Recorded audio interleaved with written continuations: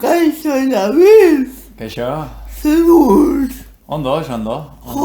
Mira, ezuka etortzea gaitik benetan. Bai, proposatu zenidan udara hontan, ezta? Baina justu kanpoan harrabatu zian, eta luzatu zaigu gonbidapena. Hala, ja, ekaitu beha eta hemen gaude, eta mila ezuka etortzea gaitik benetan. Plazer bat? David, hasi baina izango dugu sekretutxo bai, batazaren janeak esaitea zuen bere antza dakatela, eta hemen dakazue konparaketa, bala? Ni pizar gehiago daukat, Hola, ni batzaten pixkate baina bostu urtete. David, Frantziako herri batean jaio zinen? Bai. Nun? Rochefort, kostaldean, justu, hemendik lau ordutara gutxi gora bera. Nire ama han ingurukoa da, eta haurdun zegon, nire haurdun, eta, arazo bat eduki zuen haurdun aldian, eta justu han jaio nintzen. Baina gero, delaga joan zinen bizitzea 8 urte arte, ez? Bai, Edo 6? 6 urte, bai. Deban, nire aitak, nire gurasoak han finkatu zian, ze nire aitan bizi izan, eta biak, nire ama frantsesa eta ama aita hemengo azpeitiarra, eta nola, nire aitak etxea antzeukan, bizitzen hasi ginen, baina nola nire ama irakaslea zen, Baionan, azkenean Hendaiara pasa ginen 6 urterekin. Zugea gutzagoa deban dagoela esan dezakegu, eta gero Hendaiara pasatu zinen bizitzea. Hori da.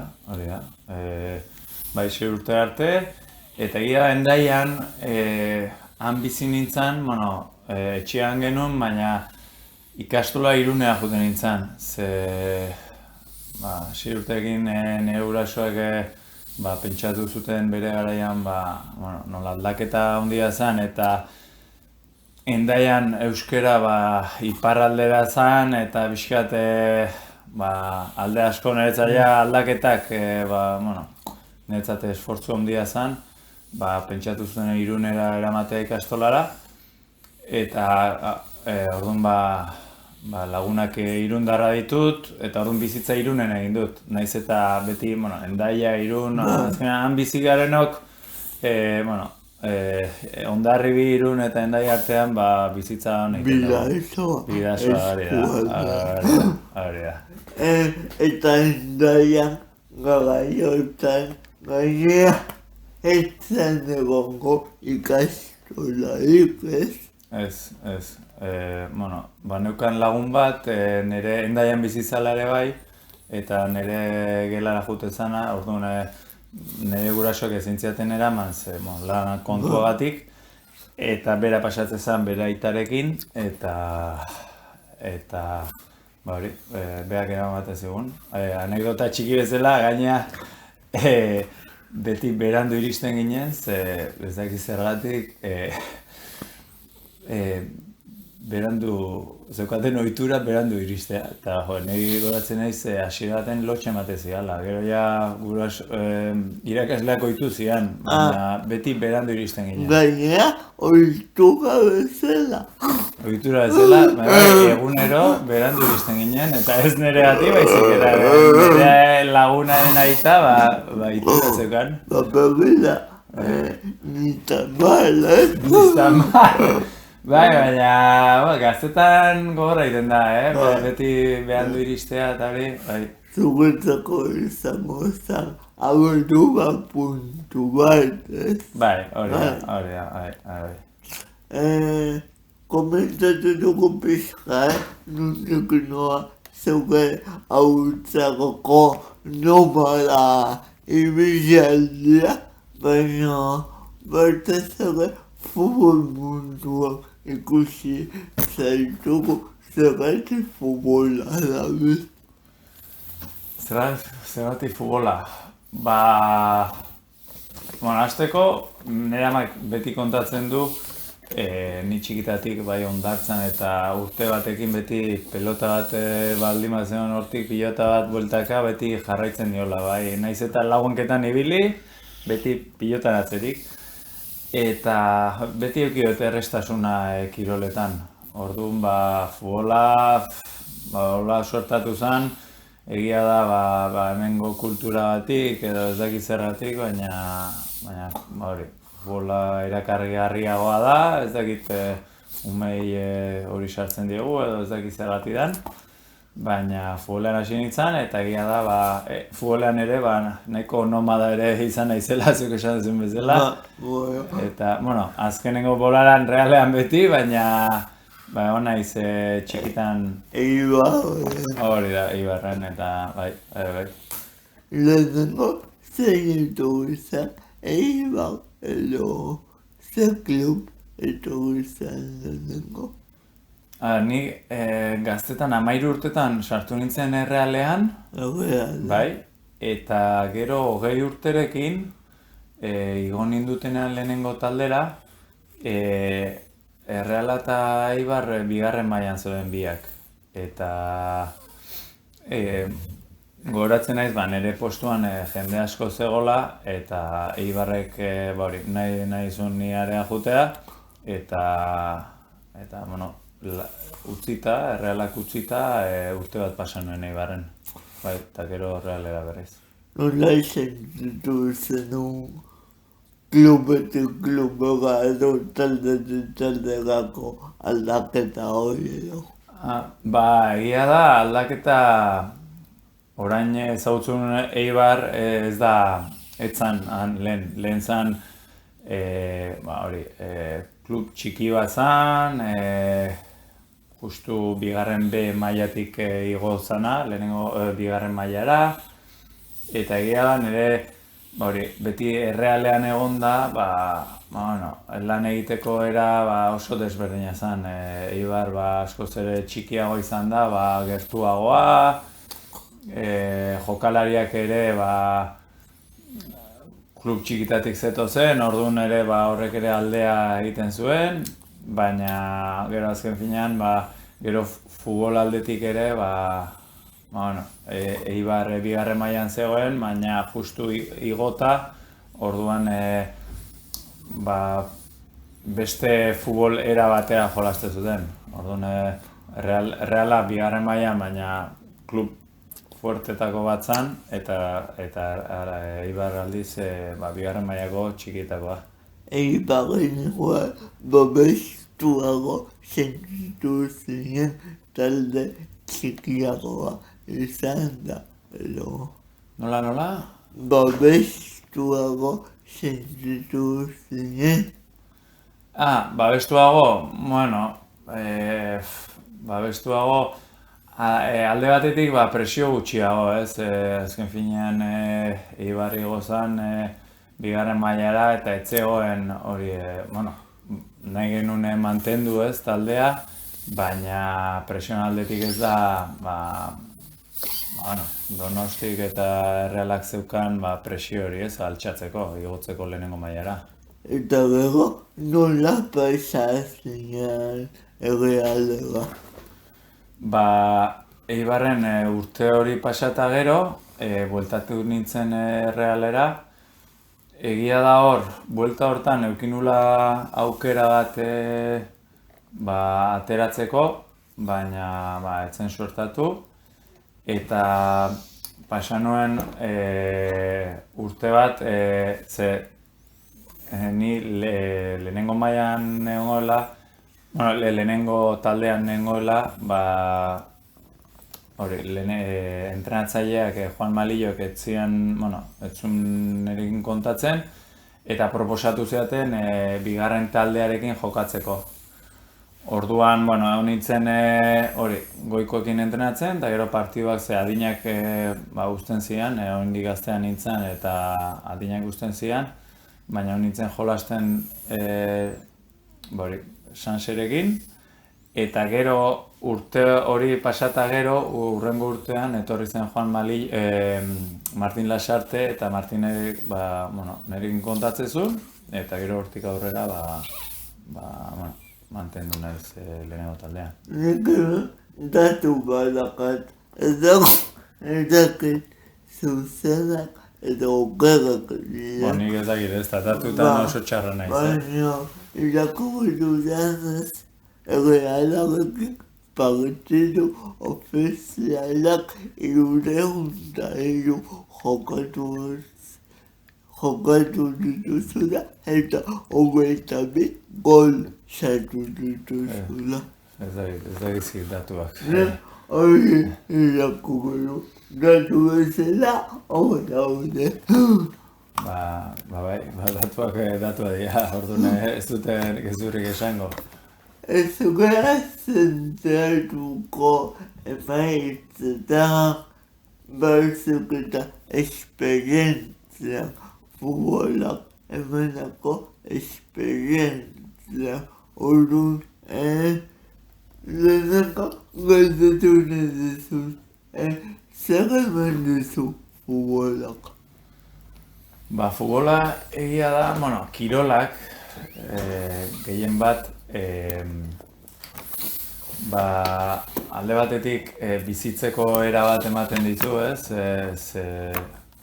Kirola izan da, eta zure mailarik altuena lortu nahi baduzu, zurea, ez dakit gero nora iritsiko zean, baina zure maila altuenera iritsi nahi baduzu, esfortzu eskatzen dizu, bai egunerokoan, bai mentalki, eta horrek eramaten zaitu bizi era batera.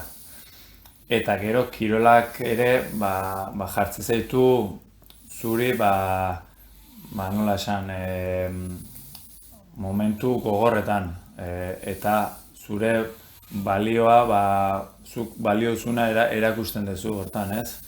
Eta orduan irakaskuntza oso intensoa da, eta nola esan, ematen dizkizu txikitatik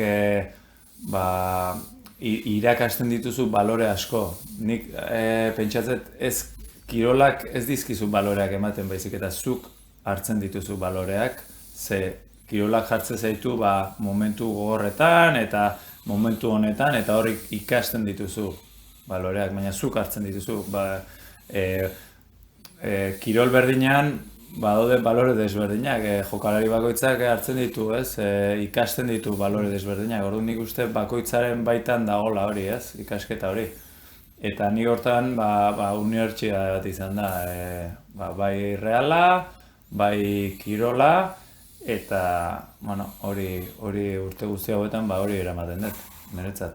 Momentu gogorak aipatu dituzu, suposatzen dut beti ez dela egongo jokalaria, ez dela egongo beti prest momentu gogoaren hau egiteko, zer eduki behar kontutan kasu horietan.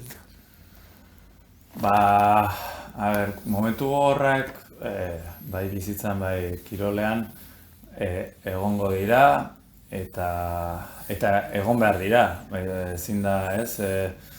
Hor da zu lehen hitz egindakoa, ez? Hor ikasten duzu, nola zuk horri kontra edo nola eragiten dizun horrek zure barruko pertsonari, ez? Eta zer galdera zertzan? Nola egiten diezu hau? Bakoitzak bere teknika eta bere, bere pertsonak desberdin aurre ingo die. Baina egia da, pasa behar direla, eta pixkat nire trukoa edo nire nik erabiltzen nuena gauzak pixkat beste ikuspuntu batetik ikustea, ez, erlatizatzen, ez, azken finean bai bizitzen eta bai futbola gauzak pasatzen dira eta denborak beste ikuspuntu bat ematen dizu. Orduan nik saiatzen nintzen gauzak desberdin begiratzen eta horrek ondo egitezean. Eta bizipena zara asko ikasten da zergatik futbolanak bizipen asko edukiko dituzu bai onak eta bai zainonak, ez? Bai, futbola dakana da oso intentsua da eta egunero eguneko eman behar dezu, orduan bizipenak askar pasatzen dira eta asko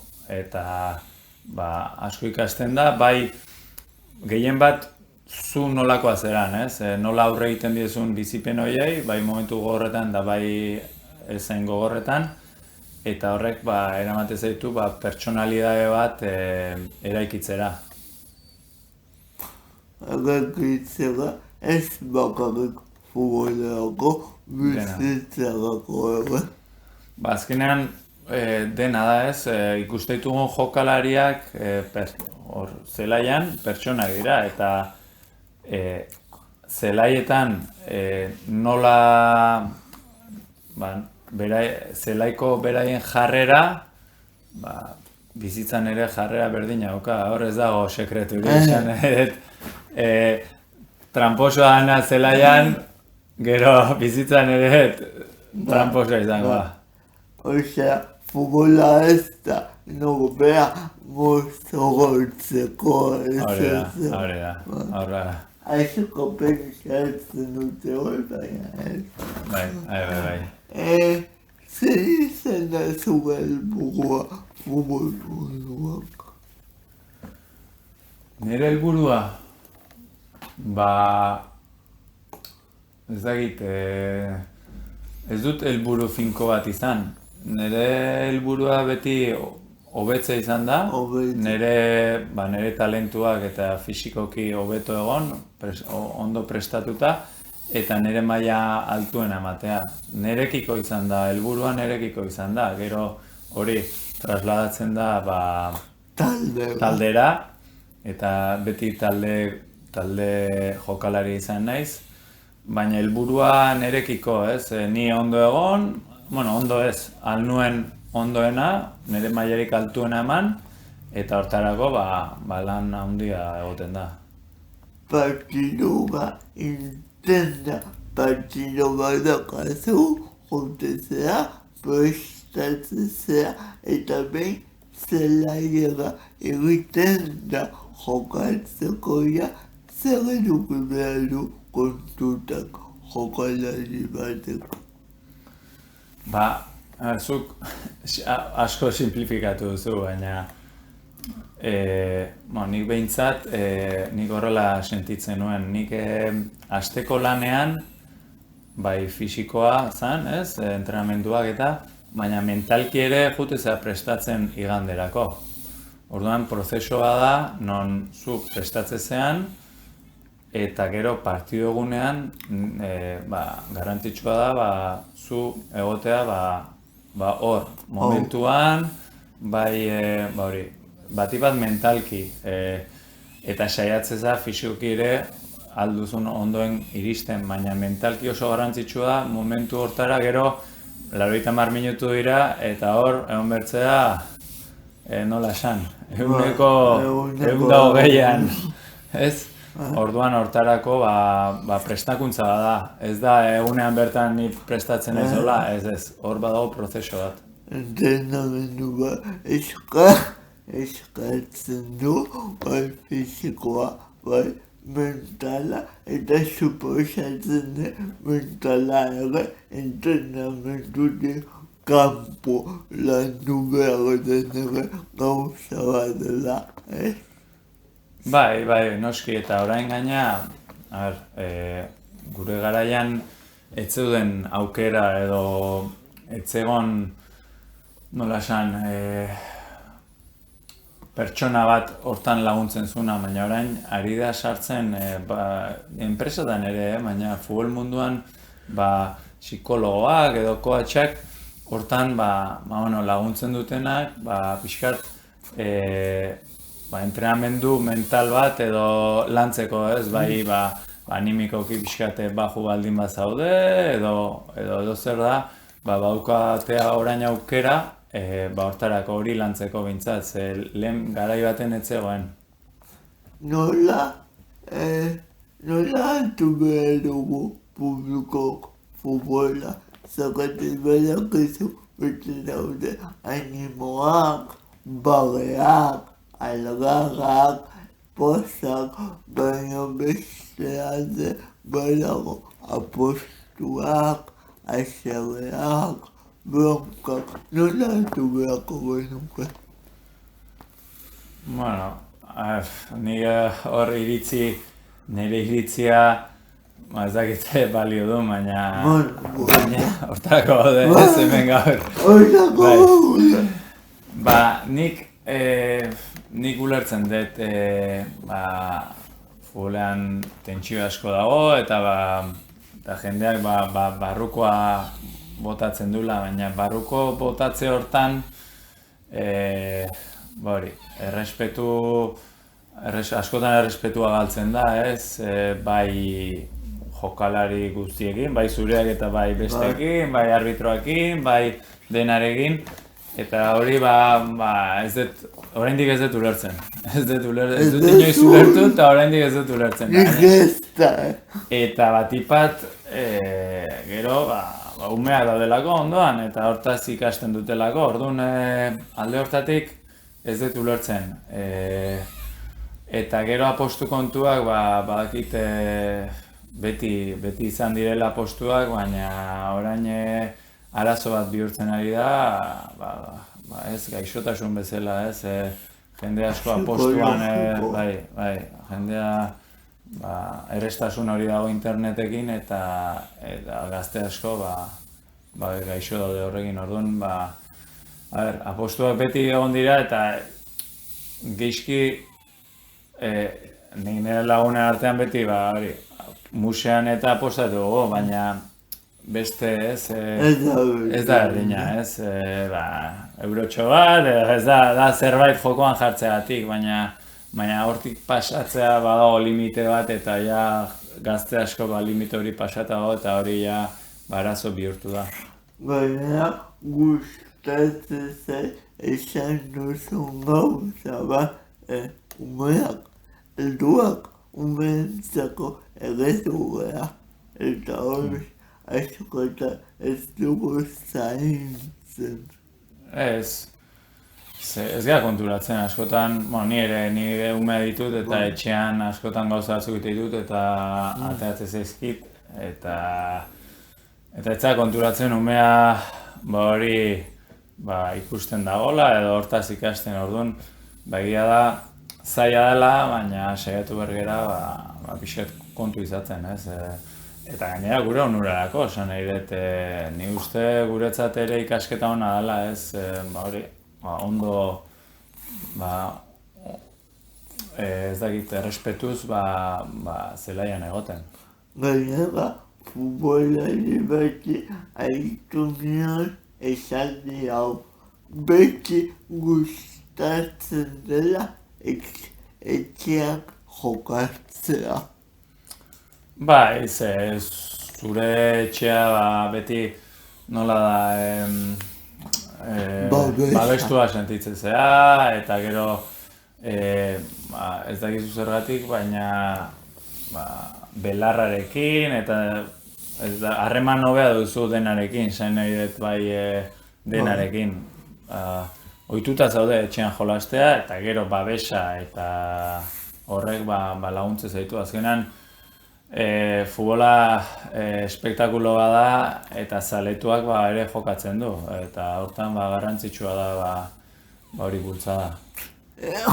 Esate baterako Anoeta izango da zure etxea, Noski urte mordoa pasa ditut eta nire hilbide guztia edo ia guztian izan da, beraz nire etxea da bai noski. Nolakoa da Anoeta baten jokatzea? Orain asko aldatu da, nire garaian pistak zeuden eta ondo zegoen, baina egia da ez zenula berotasun hori sumatzen, eta orain gozada da, nola dagoen zelaia, ambientea, jendea, baina gazte jende asko dago, eta asko animatze dutenak, eta umeekin juten naiz, eta umeak gozatzen dute, eta nik ere gozatzen dut, ume bat ez dela. Futbola zapagete beti gatatzen dut, zerbait ikasita dakazu. Orain ikasten nago. Bai? Bai, orain nire garaian hasi nintzen ikasten, ingenieritza, eta urten hartu berri dut, bai, kostatzen zait, egia esan da, gogorra da, gainera umeak eta ikasketak batera, eta gero denbora libra ere bai ukitzea, ze beti nire kirol ibilbidean egia da denbora asko duzula arratsaldetan, baina ez nahi duzu nahiteko. Orduan orain nahi deten gauza egiteko, ere denbora hartzea, dena ondo konpaginatzea zaila izaten da. Hortaz, ez zenun bukatu ingenieritza. Ez, eta orain nago, bukatzen, orain nago erdian. Oraindik asko falta zait. Pixkanaka aterakoa. Esan duzu eta kazula denbora lebe askoik, baina denbora lebe xume hortan ze gustatzen zazu egitea.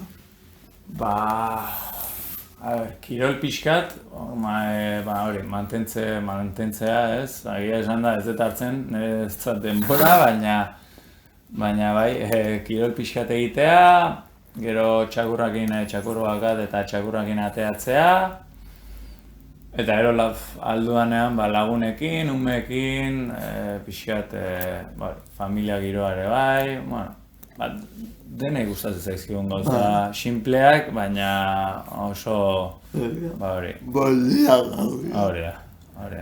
Zer musika entzuten duzu? Denetik, ez dakatola bolarak eukitzen ditut, gero, umeekin hauek pirritx eta porrotx eta horiek asko orain momentu honetan. Eta denetik, musik klasikoan nahizian behin ere, denetik, roka, tokatzeana, egia da, ez dakatola dena entzutet. Badaki futbola utzi zenula edo, eta ikasten zaudela, horren berrezkotu dituzu ikasketak baino. Nola ikusten duzu zure burua hemenik urte batzuta? Ez dakit, egia da, galdera hori nire buruari egiten didala. Bai, galdera ona. Baina egia da, galdetzak hori ez dula zentzurik, baduka zentzua, baina erantzunik ez diot aurkituko. Bizitzak jarriko nau nire lekuan eta pixkanaka ikusiko da, ez? Bidea jungo da irikitzen, eta oraingoz ingenieritza bukatu nahi dut eta hori bukatuta, aukera eduki, zer egin nahi dut, baina formakuntza garrantzitsua da, gero jakiteko zer egin, baina oinarri on bat eukita. Mila eskak etortzagatik benetan. Bai, zuri, oso gustora hon naiz, galdera oso bereziak eta eta oso goxoa izan da elkarrizketa. Mila esker zuri. Bigarreko diego osoan gero gube ikusilei. Noski. Agur! Agur.